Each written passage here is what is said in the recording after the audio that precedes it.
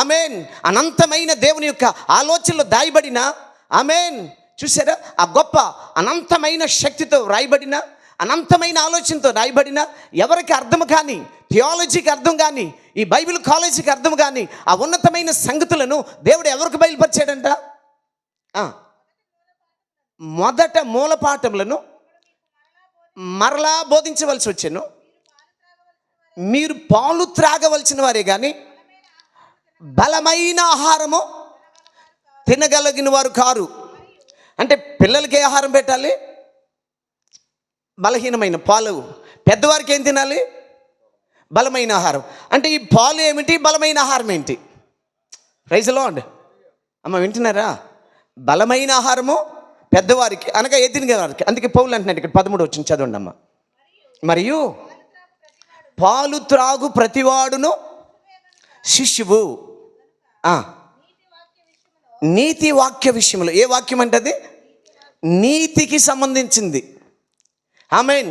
క్రీస్తుకి సంబంధించింది, ప్రభు అయిన యేసుక్రీస్తు వారికి సంబంధించింది, నిత్యుడైన దేవుని గురించి, తండ్రి, కుమార, పరిశుద్ధాత్మ, ప్రభు అయిన యేసుక్రీస్తు యొక్క ఆ నీతిని గురించి వ్రాయబడిన వాక్యము గురించి. ఆమేన్. ఎవరు అనుభవం లేనివాడై ఉన్నాడు? అమ్మ, ఎవరు అనుభవం లేనివాడై ఉన్నాడు? దేవుని నీతి, దేవుని అనంతుడైన ఆ గొప్ప దేవుని యొక్క అనంతమైన జ్ఞానములో దాయబడి వ్రాయబడి మన చేతిలోకి వచ్చిన ఈ గ్రంథములు మనం చదువుతున్న ఈ వాక్యమును గురించిన బయలుపాటు లేనివారు క్రీస్తులు ఎలాంటి వారు అంటారా? పసిపిల్లలే. కానీ పక్షిరాజు ఎలాంటి ఆహారం తింటుందంటే, ఆమేన్, చూడండి, మనిషి కొంతకాలం తల్లి బిడ్డకు పాలు ఇస్తుంది. మరి ఆ బిడ్డ ఎగరలేడు భూమి మీదే. పశువు ఉంది, అది కూడా పాలతోనే పెంచుతుంది. మనిషి పాలతోనే పెంచుతాడు బిడ్డకి. సింహము అది కూడా పాలే ఇస్తుంది కొంత సమయం, అంతేనంటారా? కానీ పక్షిరాజు పాలివ్వదు.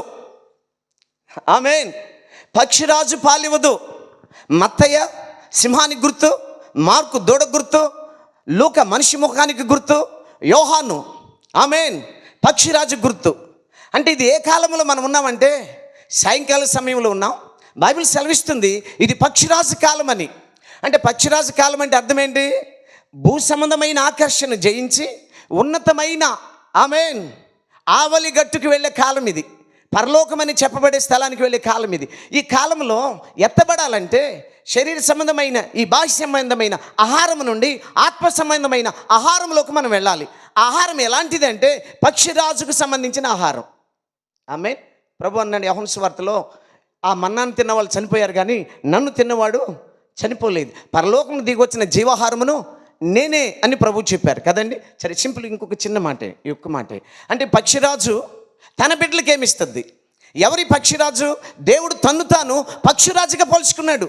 ప్రకటన 4వ అధ్యాయం 7వ వచనంలో 4 జీవులు పరలోకంలో ఆయన ఉన్నత సింహాసనం మీద ఆసీనుడైనప్పుడు ఈ 4 జీవులు ఆయన చుట్టూ ఆవరించినట్లుగా పరిశుద్ధ గ్రంథం సెలవిస్తూ ఉంది. చూసారా? అంటే మనకి నేర్చుకున్న దానిని బట్టి బైబిల్ నేర్చుకోవచ్చు. నేర్చుకునే వాళ్ళు కోకొల్లలుగా ఉన్నారు. బైబిల్ని జీవించేవారు ఆయన కావాలి. ఏమన్నా అర్థమవుతుందో? కొంచెం అన్న జస్ట్ కొంచెం నా వైపు చూడండి. నేర్చుకుని బోధించే వాళ్ళు మనలో ఉంటే వాళ్ళు చాలామంది ఉన్నారు. ఈ బైబిల్ థియాలజీ కాలేజీలు చదివిన వారు. నేను కూడా బైబిల్ కాలేజ్ చేయాలి, రాజస్థాన్ వెళ్ళా, దేవుడు ఒప్పుకోవాలి, బయటకు వచ్చా. సో బైబిల్ కాలేజీలో థియాలజీ నేర్పుతుంది, ఎలా బోధించాలి నేర్పుతుంది, అమెరికా నుంచి డాలర్స్ ఎలా తెచ్చుకోవాలి నేర్పుతుంది, కానీ పరలోకమున జీవాన్ని ఎలా తెచ్చుకోవాలి నేర్పలేదు. కానీ ఈ పక్షిరాజు మనకు నేర్పుతుంది. చెప్పొచ్చా? ఎస్, ఆమేన్, హల్లెలూయా, ఆమేన్. మనం అందరం తల్లి పాలతోనో, తల్లికి పాలు లేకపోతే పశు పాలు పెట్టి పెంచారు. కానీ పక్షిరాజు ఎలా పెంచదు. పక్షిరాజు ఎలా పెంచుతుందంటే లోకాసు వార్త 17:35. లోకాసు వార్త 17:35. సమయం దాటింది, ఈ వచ్చిన చదివి ముగిస్తాను. సరే, 2 స్త్రీలు తిరగలి విసిరిచుండగా ఒకరు ఎత్తబడతారు, ఒకరు విడవబడతారు. అందరు తెలిసిన వాక్యమే. 2 పొలంలో పనిచేస్తుంటే ఒకళ్ళేమో విడవబడతారు, ఒకళ్ళు ఎత్తబడతారు. 2 పండుకుని ఉండగా ఒకరు విడవబడతారు, ఒకడు ఎత్తబడతారని స్పష్టంగా అక్కడ రాయబడింది. అదే ఆ రాకడ ఎత్తబాటు గురించి రాయబడింది. కానీ లాస్ట్ వచ్చిన చదువమ్మా 35. చదివారమ్మా? చదవండి. పీనుగు ఎక్కడ ఉన్నదో. ఇది తెలుగు తర్జుమాలో తప్పు రాశారు, గద్దలని. అంటే ఈ తెలుగు రాసేటప్పుడు, బైబిల్ రాసేటప్పుడు వాళ్ళకి ఆ గద్ద స్థితే తెలుసు, ప్రత్యక్షత లేదు కాబట్టి గద్ద అన్నాడు. కానీ ఇంగ్లీష్లో చూస్తే ఈగిల్ అని ఉంటుంది. ఈగిల్ అనగా గ్రద్ద, క్షమించండి, ఈగిల్ అనగా పక్షిరాజు. అయితే ఇప్పుడు అది ఆహారం ఎలా తింటుందంటే రక్తంతోనే తింటుందండి. ఇది పాయింట్. పక్షిరాజు పాలతో పెంచుతాను బిడ్డల్ని. ఆ వేటాడి ఒక 10-20 కేజీలు బరువున్న ఆ పొట్టేల్ని తీసుకుని పైకి వెళ్ళి చీల్చి దాని మాంసాన్ని తీసి రక్తంతోనే పెడుతుంది తన బిడ్డలకి. అంటే ఇప్పుడు ఆహారం ఎవరు? కల్వరిలో కొట్టబడి ఆయన రక్తాన్ని, ఆయన ప్రాణాన్ని, ఆయన మాంసాన్ని పెట్టాడు. దాన్ని తిన్నవారు ఈగల్, వాళ్ళే ఉన్నత స్థలంలో ఉంటారని బైబిల్ చెప్తుంది. నేను చెప్పిన మాట కాదు ఇది, శామ్యూయల్ చెప్పే మాట కాదు ఇది, బైబిల్ చెప్తున్న ప్రాసెస్ ఇది. కాబట్టి ఆ రీతిగా ఉండటానికి దేవుడు అస్లీని, ఆ బిడ్డని, అంటే దేవుని కుమారుడని పేరు పెట్టుకున్నారు. మరి ఆ బిడ్డని ఖచ్చితంగా మోషే తల్లి ఎలా పెంచిందో, ఆమేన్. చూసారు, ఐగుప్తులో తన బిడ్డకు పాలిచ్చి, ఐగుప్తులో ఫరో ఇంట్లో జీతం తీసుకున్న ఎగుబేతి వలె ఉండాలనుకుంటాను, సమూయేలుని పెంచిన అన్నా వలె ఉండాలంటాను. అవునంటారా? అలాగూ ఉండినట్లుగా దేవుడు ఆ కుటుంబాన్ని దీవించునుగాక, దేవుడి మాటలు దీవించునుగాక.